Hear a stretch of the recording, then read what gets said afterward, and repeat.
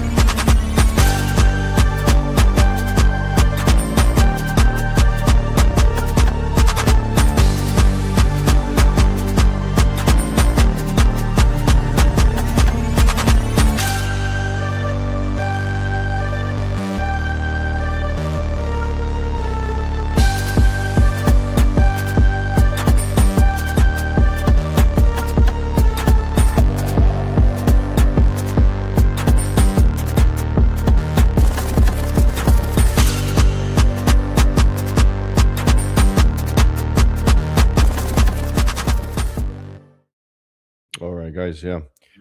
Back once again, James, and I guess my own name as well, Dumbmoneyhunter.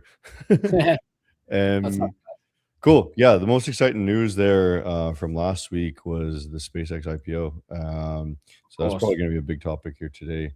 But I got a question right off the bat that I kind of like this question, and I'm trying to think of the response to it myself, but I don't really know of a response right now. I want to get your opinion, maybe James. How do you manage your worst drawdowns, and what is your plan from recovering from them? Yeah, I mean, it's a good question. I always say probably look at your data first. What are you doing wrong? Like what caused the drawdowns? Is it just bad trading? Maybe market changed and you didn't adapt. And then also I always say like after like when I'm in a drawdown, just take some time off. You know, it's not always going to be obviously smooth sailing. We'd love to win every single day.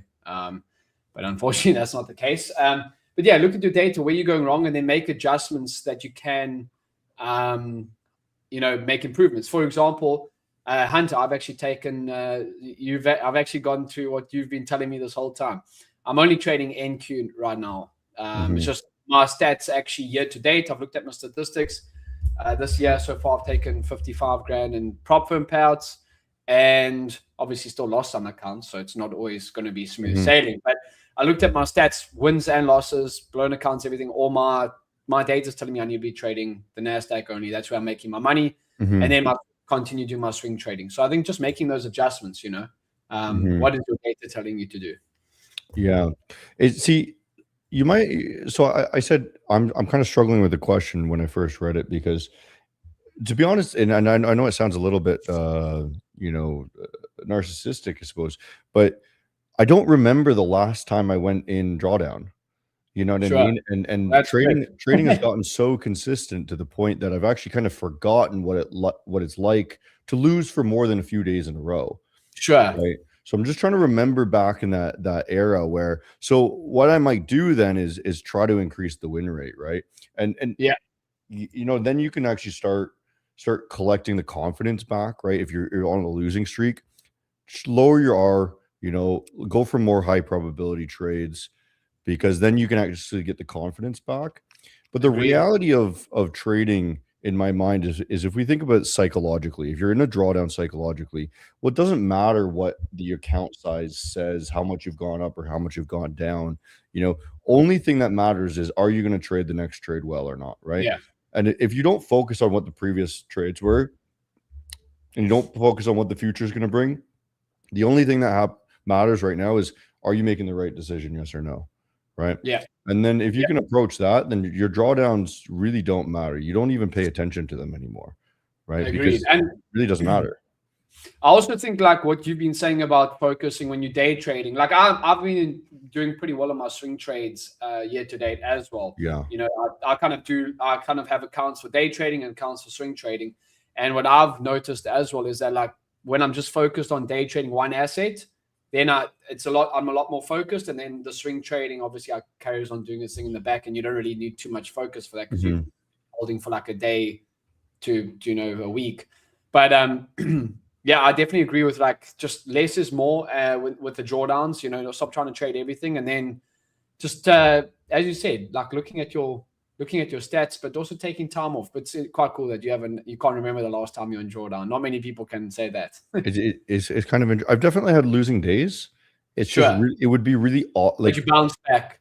Yeah, I don't know the last time I've gone on like more than three days in a row. Yeah, I can actually look at when I've gone more than 3 days or 3 days or more in a row. The last time I had that, I think was quite some. Yeah, I've had 2 days in a row.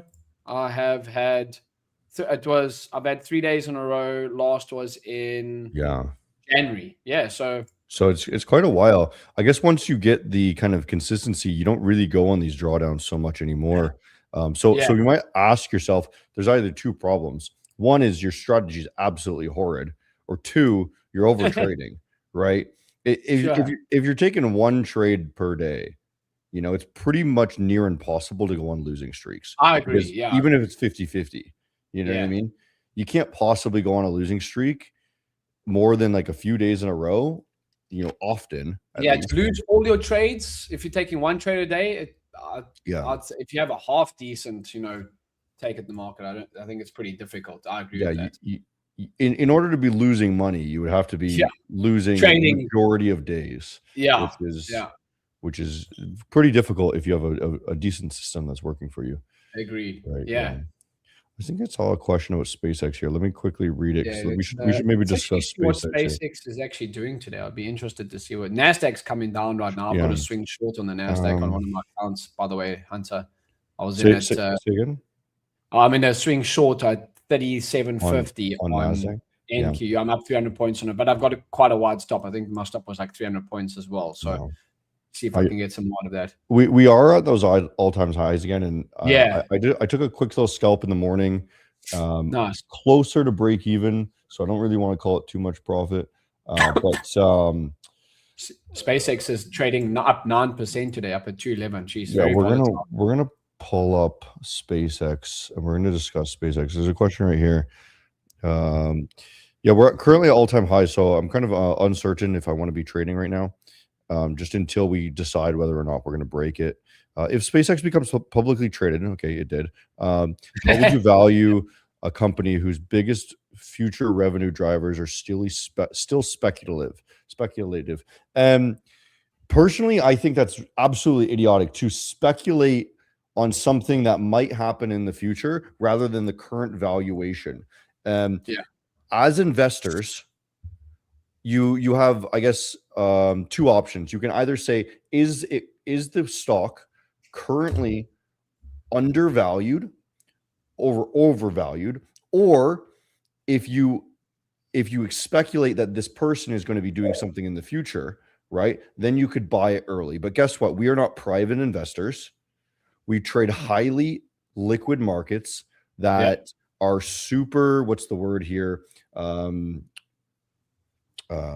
Precise, I guess, right? They're super it's very difficult to arbitrage these. Yeah, you can't arbitrage the Nasdaq. Yeah, you're not going to really arbitrage SpaceX. So what you're doing as a trader or investor, as a retail trader, is you're looking for undervalued stocks, right? Things that are earning more than what they're worth. Okay, so if I'm going to pull up SpaceX here. Let's pull up SpaceX. right? I'm showing the chart here. And I mean, honestly, this is my opinion on SpaceX. Everyone else can argue with me or whatnot. You know, my opinion is we're more or less looking at a gamble, right? Off of these the FOMO into this market. Okay. Yeah. More or less it's just going up right now. We don't know when this is going to stop. It's currently valued, I think, 3 trillion now, right? Is that right? Just under 3 trillion. Something like that. It's pretty crazy, bro. Yeah. It's pretty wild. So if you look at, okay, so how much would a SpaceX need to make in order to be valued at 3 trillion, right? Well, per year, you know, tech sector, their valuations are about 10 to 15 times what the revenue is. Okay. So if you just use the number 10, well, if they're valued at 3 trillion, then they should be making 300 billion per year, right? And that's just not the case. You know how much they're making right now, James? I don't. Do you know? I can. They're making 18 billion, but they're being valued as if they were making 300 billion. 300 billion. Interesting. Right. So what does that tell you, right? That tells you either, first of all, we know for certain SpaceX is overvalued. This is too high. This is unsustainable, right? At the current price, okay? People are buying it because the FOMO, right? And realistically, what this actually looks like is basically this, right? It's a massive, but you didn't get to see the private sector, okay? The private sector bought early, okay? So there's two things that can happen. This is my opinion on SpaceX so far, right? And, you know, I'm busy checking some more stats out. Do you know how much it is part of the NASDAQ right now, like in terms of percentage? Not on the NASDAQ until the end of the month. It's 15 days after the IPO. So it should be like June 30th or whatever it is, right? Sure. So in order for this to be on par with the actual valuation of the market and for it to be a good buy, right? Just based off of what the actual value should be. And there's no FOMO, there's no hype.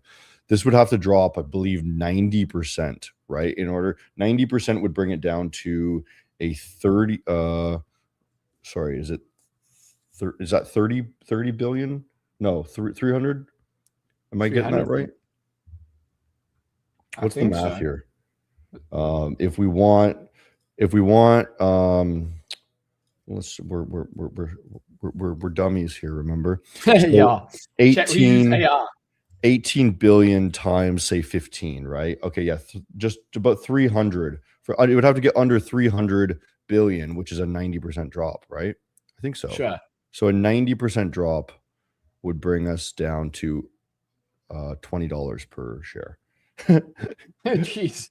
So you're looking at insane potential losses, right? And this is why I advise people that SpaceX, like, sure, you're making money now, but this could easily drop 90% in a second because that's what the actual price is worth. What actual fair market value is worth is $20 per, right? So that's what I'm looking for right now. Unless SpaceX starts to make more money. I was just looking at some of the AI. It says here, jeez. What do we got? The real question is whether, jeez. The real question is whether a company trading at 100 times sales can grow into that valuation. So that's the big thing right now, as you just mentioned. Say it again, louder in the microphone. If the company can grow into the 100 times sales, into that valuation. Yeah, they need 100 billion in order for this to be more or less sustainable, right? So if they start making over 100 billion, then okay, then maybe I'll start thinking about buying this at the current prices. Agreed. Yeah. So it's all dependent on if they can actually live up to if the sales can live up to the expectations of what the market's valuing them at right now. Yeah. And if you noticed what they're doing though, which is an interesting play, is all of this evaluation that they've now gotten, is all of this actual, money that's invested now, right? What they're doing is they're leveraging it in order to buy other assets in order to make them worth more money. So I saw this morning they bought two things. I think I can't remember what the first one was, but one of them was Cursor, which is an MIT company from just students that is the fastest developing AI team, right? So they bought the AI capabilities of the best team in the world, right? For I think it was like 80 billion or something like this, right? Interesting. Because we're worth trillions now, so they're just borrowing the money. They're buying AI, and then they're hopefully going to cover their asses by just buying some more useful stuff. You're twitching out there. You're lagging out. Am I lagging? Yeah, that was funny to watch. I'm not sure if it was me or you, but your face was twitching. Yeah. Yeah, I mean, it's going to be interesting. Also, with all these tech stocks trading at highs, I wonder how Tesla is going to do also, because obviously it's also a Musk-run company, right? Yeah. Because Tesla hasn't been trading too well at the moment as well. Like I was just having a look at Tesla. Tesla is trading at off all-time highs. Is still trading at 23-24% of all-time highs, whereas obviously we've seen Nvidia and those stocks reach all-time highs. Am I still lagging? No, you're good. Sorry. I'm reading there's a bunch of comments about SpaceX. So what do you think here? We got a bunch of SpaceX comments. Let's talk about SpaceX. Let's get some SpaceX questions here. SpaceX is now public. Would you buy immediately or wait 6 months? Many IPOs surge in the first, then pull back. What do you think? Well, I bought a little bit at the pre-IPO. Actually, I got some early access, but I said that last week. But I've kind of sold most of it now. It wasn't like my bet in the house on it, but if you're looking to buy and hold long term, as you said, you've got to see what they're going to do in terms of revenue long term. Wait for their first earnings release and stuff like that. Yeah, in my mind, it's really a battle of do we think that AI is smarter than humans and can make money incredibly fast, faster than we have ever seen possible before, right? Yeah, like. I'm pretty certain if a company was just run by humans, like our current smartness and our current human capabilities, it would be impossible in order to keep up with the amount of valuation that's being valued at these AI companies, right? It would be impossible. Are you going to add SpaceX onto the Maven platform? No chance. We don't offer individual stocks. That is a risky, crazy, volatile. Geez, especially with the gap ups and everything like that. The firms that offer stocks offer very, very high prices or very, very poor conditions or low leverage sort of thing, right? So they're not individual stock trading is a pretty high risk for firms, right? Sure. Yeah. Yeah. Interesting. Yeah. So do we think that AI is going to be and there's no way to know because we've never seen anything like this before. So do we think AI is going to be smart enough to build something that we've never seen before? Like, are you going to place a bet on something that never happened in history? That's my opinion. Right. But a lot of people are like, oh, I trust in AI like it's a god, right? And it will do what I think it does, right? What it can do anything, right? And Yeah, pretty. Any other questions in the chat here? What's your take on Bitcoin? I actually had a long from 63K to 67K over the weekend. I closed yesterday. What's your take on that? Bitcoin to me still looks like it's kind of in that range, right? Yeah. I'm not going to be putting any major longs or buys until we shoot for one more low. If we don't go for one more low and we show some really solid gains on the monthly levels, then I will get back in. But I'm just chilling right now. There's no point in rushing into Bitcoin. Bitcoin is not one of those things that it instantly spikes back up, right? It sits for a long time. People get bored, right? Sure. The play on Bitcoin is hype everyone up, sell the top, make everyone bored. They have to sell to pay their rent, right? Yeah, they exit everything. Now they're broke. And then they slowly get to reinvest again and then lose it all again in the future, right? That's the cycle of Bitcoin, right? That's how they manipulate you, is they just make you bored until you can't survive. Until you can't hold on anymore. Yeah, you can't hold anymore, right? Yeah, I mean, interesting. I got out at that 67K level, and it's actually come back down. It's trading at 60, 65, 800 right now. Yeah, I mean, it will be very interesting that when is SpaceX first earnings released, you know? Well, it should be 3 months unless I'm mistaken, and they're doing something different, but earnings should be every quarter, right? Yeah, agreed. Yeah. Unless they have some sort of workaround where they don't have to release their earnings.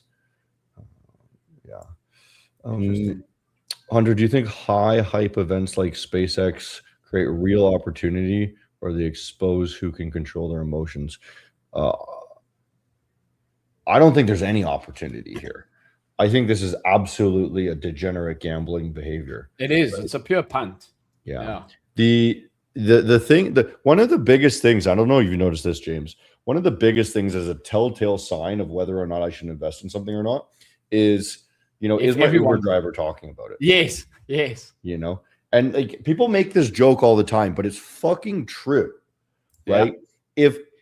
If some dude that's just, he's not doing this for a living, he's driving Uber, or your grandma talks about it, or you went to a concert and some kid that's drunk off his ass is like, SpaceX this, oh my God, right?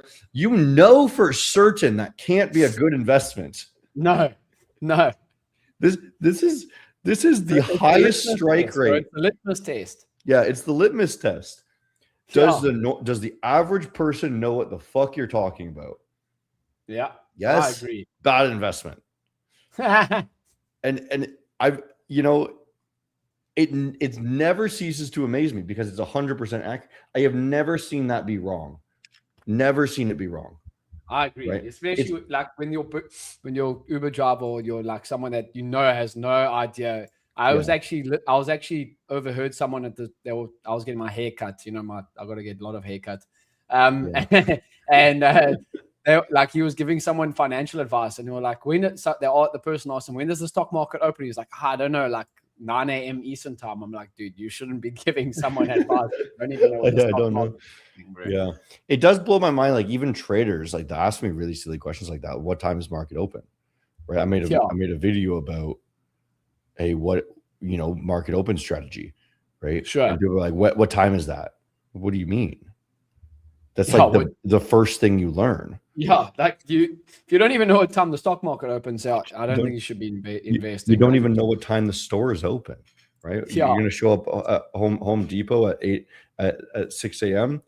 They open at 7 or whatever, right? Like it doesn't make sense. Anyways, silliness. Yeah. Let's get a couple more questions. Specifically, maybe let's focus on SpaceX sort of stuff here today.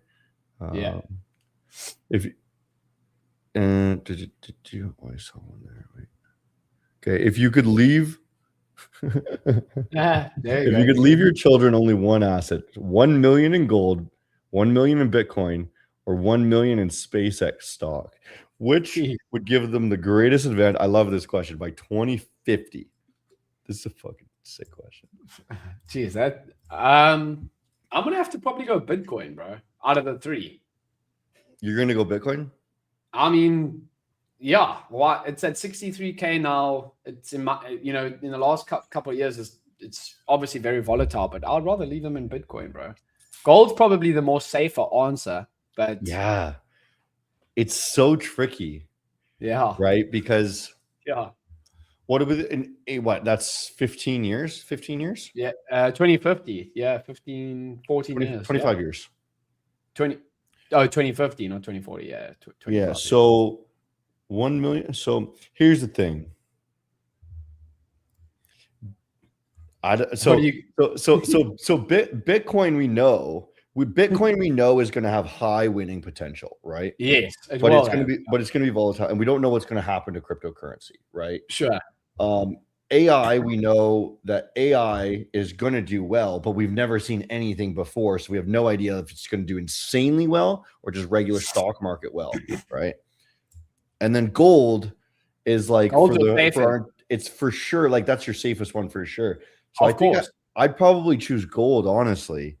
Right? I'm not surprised. Yeah, gold's if you want. If it depends if you want to take a punt or if you want to take a punt, go Bitcoin or SpaceX. If you want to just save to some Yeah. extent, go gold. Yeah. But that's the question: is if you're investing for your children, and I wonder if this guy has children. If you're investing for your children, do you really want to take a gamble on your children? Yeah, probably not.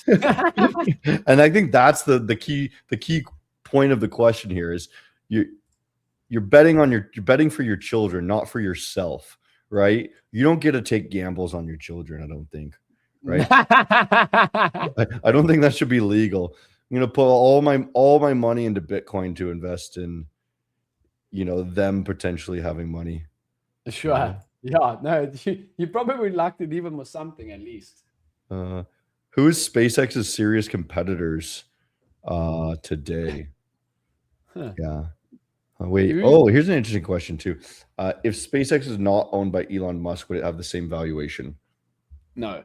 No, right? I don't believe so. I don't think it's even that. I don't think it's that it's Elon Musk. I think that they had insane amounts of marketing behind this, right? Yeah. Whether it's direct marketing or not, they have trillions of dollars, right? Elon is 3 times richer than the next richest guy in the world. And he's South African. He's South African, right? Yeah. Yeah. Who's I asked AI, who's SpaceX's competitors? Rocket Lab, Blue Origin, Jeff Bezos' company. Yeah. So I was actually invested in Rocket Lab before. Our RKBL, I believe Rocket Lab ticker is. I used to be invested in them actually a while back. And they've been doing super, super well too. Like all space stuff is they're actually still just absolutely soaring, Rocket Lab. That's great. Yeah. Rocket Lab, I guess SpaceX is also AI company and Starlink. Yeah. So if you guys are interested, actually, I'm going to leave you guys kind of with one more thing here.